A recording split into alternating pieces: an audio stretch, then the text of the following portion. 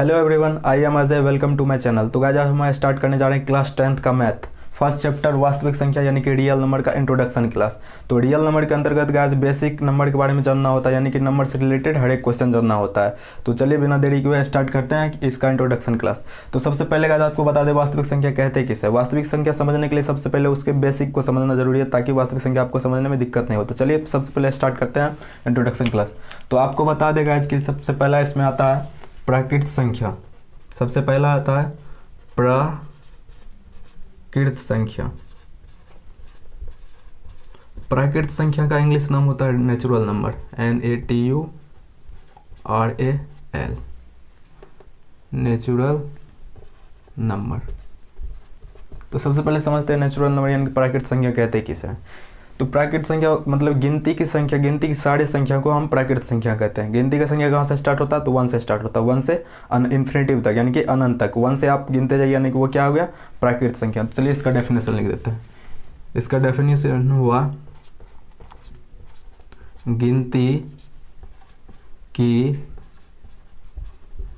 संख्या को प्राकृत संख्या कहते हैं, यानी कि गिनती की संख्या को प्राकृत संख्या कहते हैं। इसका एग्जांपल कैसे लिखेंगे। गिनती की संख्या कहाँ से स्टार्ट होता है, तो 1 से स्टार्ट होता है। 1 से कहाँ तक पता नहीं, यानी कि इन्फिनिटिव तक। तो 1 से हम स्टार्ट करेंगे, 1 2 3 4 कहाँ तक जाएगा, इन्फिनिटिव तक, यानी कि प्राकृत संख्या किसे कहते हैं, गिनती की सारी संख्या को हम प्राकृत संख्या कहते हैं। तो चलिए अगला होता है पूर्ण संख्या किसे कहते हैं। पूर्ण संख्या, पूर्ण संख्या का इंग्लिश होता है whole number, WHOLENUMBER, whole number. Whole number उसे कहते हैं, यानी कि गिनती की संख्या में जीरो मिलाने से जो नया संख्या बनता है उसे क्या कहते हैं हम, पूर्ण संख्या कहते हैं, यानी कि होल नंबर कहते हैं। चलिए इसका डेफिनेशन लिखते हैं। गिनती की संख्या में जीरो मिलाने से जो नया संख्या बनता है उसे पूर्ण संख्या कहते हैं।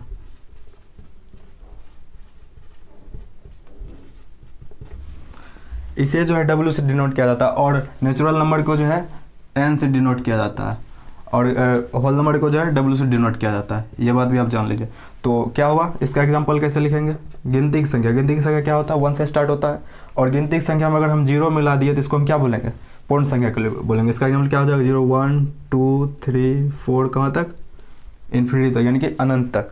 तो पूर्ण संख्या समझ में आ गया। तो अगला संख्या आता है पूर्णांक संख्या, यानी कि इंटीजर्स नंबर। इंटीजर्स नंबर किसे कहते हैं, यानी कि वैसी संख्याओं का समूह जिसमें जीरो, ऋणात्मक संख्या, पूर्ण संख्या एवं प्राकृत संख्या सभी शामिल हो, वैसी संख्या को हम पूर्णांक संख्या कहते हैं, यानी कि इंटीजर्स नंबर कहते हैं। इसे हम आई से प्रकट किया जाता है, यानी कि आई से डिनोट किया जाता है।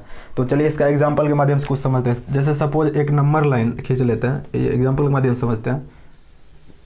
ये क्या, एक नंबर लाइन है, एक बीच में क्या होता है जीरो, इस राइट साइड प्लस वाला संख्या 1 2 3 कहाँ तक जाएगा, इन्फिनिटिव तक। लेफ्ट साइड -1 -2 -3 कहाँ तक जाएगा, इन्फिनिटिव तक। यानी कि 1 से जो इधर गया ये हो गया आपका n, यानी कि नेचुरल नंबर यानी कि प्राकृत संख्या, और जो जीरो से स्टार्ट होगा वो हो गया क्या, W, यानी कि होल नंबर यानी कि पूर्ण संख्या। और इसमें ऋणात्मक संख्या एवं जीरो, यानी कि ये सब पूरा, ये सब यानी कि ये पूरा ऋणात्मक संख्या, जीरो एवं प्राकृत संख्या, ये सभी शामिल हो, वैसी संख्या को हम कहते हैं पूर्णांक संख्या, यानी कि इंटीजर्स नंबर। इसको क्या बोलेंगे, integers number, INTE, integers number, यानी कि ऐसे संख्या को क्या कहेंगे हम, इंटीजर संख्या। आता है आपका परिमेय संख्या, यानी कि रेशनल नंबर। रेशनल नंबर को Q से डिनोट किया जाता है। तो चलिए समझते हैं कि रेशनल नंबर किसे कहते हैं, यानी कि परिमेय संख्या किसे कहते हैं। तो वैसी संख्या जिसे हम P/Q के रूप में लिख सकते हैं, यानी कि भिन्न के रूप में लिख सकते हैं, जहाँ P और Q पूर्णांक संख्या हो। पूर्णांक संख्या आपको इससे पहले पढ़ा है, यानी कि P एंड Q जो है पूर्णांक संख्या के अंतर्गत आना चाहिए, और Q जो है वो जीरो नहीं होना चाहिए। तो वैसी संख्या को हम कहेंगे परिमेय संख्या। इसे हम Q से डिनोट करते हैं, यानी कि इसे Q से प्रकट किया जाता है। तो डेफिनेशन समझिए, वैसी संख्या जिसे हम P/Q क्यू के रूप में लिख सकते हैं, यानी कि भिन्न के रूप में लिख सकते हैं, जहाँ पी एंड क्यू जो है वो पूर्णांक संख्या हो, यानी कि पूर्णांक संख्या के अंतर्गत पी एंड क्यू आना चाहिए तथा क्यू जीरो नहीं होना चाहिए, यानी कि नीचे वाला हर जो है वो जीरो नहीं होना चाहिए। वैसी संख्या को हम क्या कहेंगे, परिमेय संख्या कहेंगे। तो चलिए कुछ एग्जांपल के मदद समझते हैं। जैसे कि लिखा हुआ 4/3, तो ये क्या है, ये एक परिमेय संख्या है। ऊपर वाला को बोलेंगे p और नीचे वाला को बोलेंगे q, यानी कि 4/3 क्या है, p/q के रूप में। पहली बात इसे लिख लिए, p एंड q, ये p और q जो वो पूर्णांक संख्या होना चाहिए, यानी कि इंटीजर्स नंबर होना चाहिए। तो इंटीजर्स नंबर के अंतर्गत ये 3 और 4 आ रहा है, यानी कि ये जो है परिमेय संख्या। और q जो यहाँ पे जीरो नहीं है, बल्कि क्या है, q 3 है, यानी कि जीरो नहीं है। तो ये क्या है, एक परिमेय संख्या। जैसे हम जीरो लिख रहे हैं, तो जीरो भी क्या है, परिमेय संख्या। क्यों है परिमेय संख्या, क्योंकि जीरो के नीचे कुछ नहीं, तो क्या है, 1 है, यानी कि इस संख्या को हम p/q के रूप में लिख लिए, p/q के रूप में लिख लिए, ठीक है। और q जीरो नहीं होना चाहिए, q जो है वो जीरो नहीं होना, q मेरा क्या है, 1 है, p जीरो है, p कुछ भी हमको उससे कोई मतलब, यानी कि q जीरो नहीं होना चाहिए। वैसे संख्या को हम परिमेय संख्या कहते हैं, यानी कि जीरो क्या है, जीरो भी एक परिमेय संख्या कहते हैं। तो जैसे आप बहुत सारा चीज़ लिखते हैं, 4√4 भी लिख सकते हैं, क्योंकि √4 का वैल्यू क्या आता है, 2 आता है, यानी कि जो संख्या रूट के अंदर रहता है उसे वो परिमेय संख्या कहलाता है। लेकिन ये रूट के अंदर नहीं है, इसको आप सॉल्व कीजिएगा तो इसका वैल्यू 2 आएगा। तो आपको समझ में आ गया परिमेय संख्या किसे। अगला संख्या आता है आपका अपरिमेय संख्या, यानी कि इरेशनल नंबर। इरेशनल नंबर किसे कहते हैं, यानी कि जो संख्या परिमेय नहीं हो वो संख्या क्या होता है, वो संख्या अपरिमेय होता है। यानी कि डेफिनेशन में लिखा हुआ जो परिमेय संख्या नहीं हो वो अपरिमेय संख्या होते हैं। इसे जो Q' से सूचित किया जाता है, यानी कि डिनोट किया जाता है, प्रकट किया जाता है। तो चलिए इसको कुछ एग्जाम्पल के माध्यम से समझते हैं। यानी कि अगर लिखा हुआ √5, तो √5 क्या है, √5 एक अपरिमेय संख्या। अगर √4 लिख दे तो √4 क्या है, √4 एक परिमेय संख्या, क्योंकि इसका वैल्यू निकल के 2 आता है, तो ये परिमेय संख्या नहीं हो सकता, यानी कि ये परिमेय संख्या नहीं है। अगर हम पाई लिखे तो पाई भी एक क्या है, पाई भी है अपरिमेय संख्या। पाई अपरिमेय संख्या है, लेकिन पाई का वैल्यू क्या होता है, पाई का वैल्यू होता है 22/7। ये एक क्या है, ये एक परिमेय संख्या, यानी कि अपरिमेय संख्या ये नहीं है। पाई लेकिन है परिमेय संख्या, यानी कि रूट के अंदर जो भी संख्या बच जाता है, यानी कि रूट के अंदर से बाहर नहीं निकलता, वो संख्या क्या कहलाता है, अपरिमेय संख्या कहलाता है। जैसे कि √5, √7, √13, √11, ये सब संख्या रूट के बाहर नहीं निकल सकता, तो ये सब संख्या अपरिमेय संख्या कहलाता है। चलिए अगले संख्या के बारे में जानते हैं। अगला संख्या आया आपका वास्तविक संख्या, यानी कि आपका चैप्टर का नाम, यानी कि वास्तविक संख्या, यानी कि रियल नंबर। तो रियल नंबर किसे कहते हैं, अब हम समझेंगे।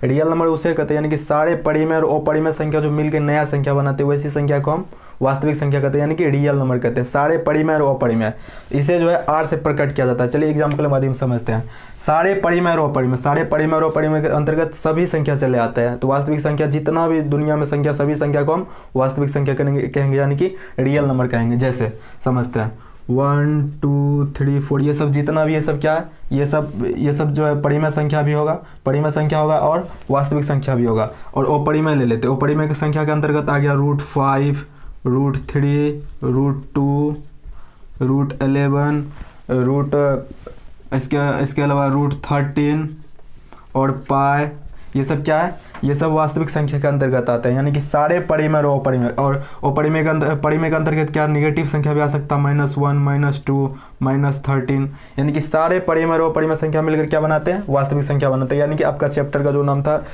वास्तविक संख्या, उसका ये इंट्रोडक्शन था। यानी कि वास्तविक संख्या किसे कहते हैं, सारे परिमेय और अपरिमेय संख्या मिलकर क्या बनाते हैं, वास्तविक संख्या बनाते हैं। अगला संख्या आपका आता है प्राइम नंबर, यानी कि अभाज्य संख्या। अभाज्य संख्या उसे कहते हैं वैसी संख्या जिनका केवल और केवल 2 गुणनखंड हो, यानी कि केवल 2 फैक्टर हो उसका, वैसी संख्या को हम अभाज्य संख्या कहते हैं। जैसे एग्जाम्पल के माध्यम से समझते हैं। जैसे 5 का केवल और केवल 2 फैक्टर है, एक तो 1 और दूसरा 5, यानी कि वह स्वयं, यानी कि इसका एक और डेफिनेशन लिख सकते हैं, वैसी संख्या जिनका स्वयं के अलावा कोई गुणनखंड नहीं हो, वैसी संख्या को हम प्राइम नंबर, यानी कि अभाज्य संख्या कहते हैं। दूसरा हम क्या ले सकते हैं, 7 या तो 1 से कटेगा या तो 7 से, यानी कि इसका केवल और केवल 2 फैक्टर, यानी कि 2 गुणनखंड है। तो वैसी संख्या को हम क्या कहेंगे, अभाज्य संख्या कहेंगे, यानी कि प्राइम नंबर कहेंगे। संख्या आपका आता है कंपोजिट नंबर, यानी कि भाज्य संख्या। भाज्य संख्या किसे कहते हैं, भाज्य संख्या उसे कहते हैं जिनका वैसी संख्या जिनका 2 से अधिक फैक्टर हो, यानी कि 2 से अधिक गुणनखंड हो, वैसी संख्या को हम क्या कहेंगे, वैसी संख्या को हम भाज्य संख्या कहते हैं। डेफिनेशन लिखा हुआ आप लोग लिख सकते हैं। तो एग्जाम्पल के माध्यम से समझते हैं। जैसे अगर हम लिख रहे हैं 4, तो 4 का फैक्टर क्या क्या हो सकता है, 1 हो सकता है, 2 हो सकता है और 4 खुद, यानी कि इसका फैक्टर 2 से ज़्यादा हो गया, यानी कि इसका गुणनखंड 2 से अधिक है, तो यानी कि 4 क्या है, 4 एक भाज्य संख्या है। एग्जाम्पल और समझते हैं, यानी कि 6 लिख देते। 6 क्या है, 6 भी एक भाज्य संख्या है, क्योंकि इसका फैक्टर 1 आएगा, 2 आएगा, 3 आएगा और 6 स्वयं आएगा। आप 8 लिख सकते हैं, 9 लिख सकते हैं, 12 लिख सकते हैं, यानी कि और भी बहुत सारी संख्या आएगा जो कि भाज्य संख्या होगा। एक नोट के तौर पर आप लिख लीजिएगा, नोट वन जो है वो ना तो भाज्य संख्या और ना ही अभाज्य संख्या है। आप लिख सकते हैं वन जो है वन ना तो भाज्य संख्या है, ना तो भाज्य संख्या होती है और ना ही अभाज्य संख्या, ना ही अभाज्य संख्या होती है। अगला आता है आपका यूक्लिड विभाजन परिमिका, यानी कि यूक्लिड डिवीजन लेम्बा, यानी कि ये सबसे इंपॉर्टेंट है इस चैप्टर का। इसी से रिलेटेड सारा क्वेश्चन है जो कि आपको इस चैप्टर में दिया गया है। तो आप इसका डेफिनेशन कैसे लिखा है, यहाँ पे लिखा हुआ दो धनात्मक पूर्णांक ए और बी, दो धनात्मक पूर्णांक ए और बी दिए रहने पर ऐसी अद्वितीय पूर्ण संख्या Q और R विद्यमान हो जहाँ की A बराबर बी क्यू प्लस आर, जहाँ जो है R जो है B से छोटा है और 0 से बड़ा और बराबर है R, यानी कि ऐसी यानी कि A बराबर बी क्यू प्लस आर, ये जो आपका समीकरण है, यही आपका हो गया यूक्लिड विभाजन लेम्बा, यानी कि यूक्लिड विभाजन lemma. Given positive integers a and b there exist unique integers a and r satisfying, यानी कि a equal to B Q plus R, यही आपका हो गया यूक्लिड विभाजन लेम्बा। आप यहाँ पे एग्जांपल के माध्यम से समझ सकते हैं। अगर 3 में 10 से भाग देंगे तो ये 3 आपका हो गया भाजक यानी कि डिवाइजर, 10 हो गया आपका डिविडेंड यानी कि भाज्य, और आपका 1 क्या रिमाइंडर यानी कि शेषफल हो गया। a इक्वल टू क्या है, a इक्वल टू जो है यानी कि भाज्य को माना जाता है, भाज्य क्या है यहाँ पे 10, तो a equal to 10, b equal to आपका डिवाइजर यानी कि भाजक को माना जाता है, तो b इक्वल टू 3, और क्वोशिएंट आपका यानी कि भागफल आपका 3 है, और r इक्वल टू 1 है। ये बेसिकली जो किसी भी भाग को सही है या गलत है उसको चेक करने के लिए करते हैं। a equal to B Q plus r, यानी कि a जो है ये बी क्यू प्लस आर के बराबर अगर हो गया तो वो भाग जो है सही है, यानी कि यहाँ पे एक भाग दिया गया। चलिए हम इसको चेक करके देखते हैं। तो यहाँ पे a इक्वल टू जो है आपको डिविडेंड को a माना जाता है, तो a क्या है, a यहाँ पे ये लिखा हुआ भी a क्या है, a 10 है, इक्वल टू b, तो b आपका 3 दिया गया, तो 3 इंटू q क्वोशिएंट यानी कि आपका भागफल 3 दिया गया, 3 इंटू 3 प्लस r आपका 1 दिया गया है। चलिए 10 इक्वल टू 3 दिया 9 प्लस 1, यानी कि 10 equal to 9 plus 1 10 equal to 10, यानी कि ये जो भाग दिए हैं वो बिल्कुल सही है। तो आपको समझ, आई होप आपको समझ में आ गया होगा कि यूक्लिड विभाजन लेम्बा यानी कि यूक्लिड विभाजन लेम्बा किसे कहते हैं।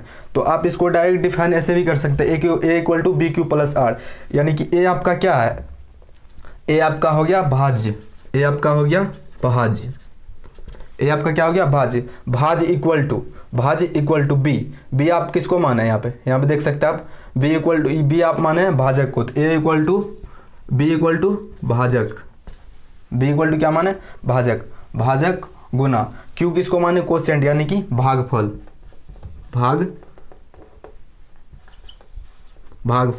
अब प्लस r क्या है आपका शेषफल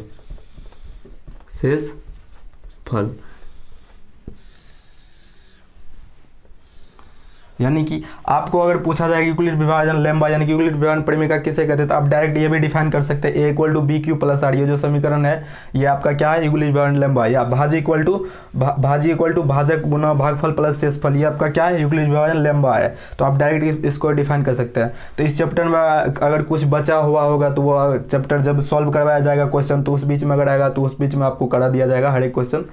तो आप लोग इससे निफिक्र रहे। तो आई होप आपको ये वीडियो पसंद आया होगा।